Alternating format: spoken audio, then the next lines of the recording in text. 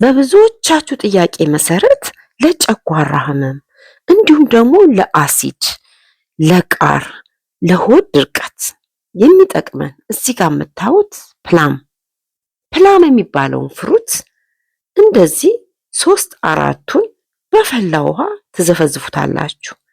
ጠዋት ዘፍዝፋችሁ ይሄንን ማታ ከመተኛታችሁ በፊት ተመግባችሁ ብትተኙ ይሄን ለተከታታይ ለ7 ቀን ብትወስዱ በጣም ለውጥ ታመጡበታላችሁ። ለኔም የጠቀመኝን ነው ወደ እናንተ ይዤላችሁ የመጣሁት። ይሄንን እንግዲህ የተዘፈዘፈውን ማታ ነው የምትወስዱት። ማታ ወስዳችሁ ጠዋት ድርቀት ላለባችሁ ሆዳችሁን ለማለስለስ እንዲሁም አሲድን ራሱ ለማስወገድ ቃርን ህመምን ለማስወገድ በጣም ይረዳል።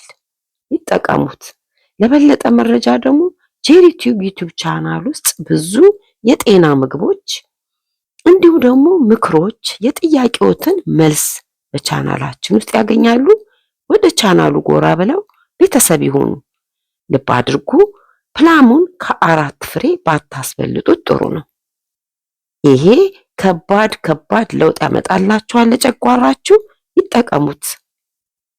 ተጠቅመው ለውጥ ካገኙ በኋላ እባኮት በምስክርነት በኮመንት ይጻፉልን።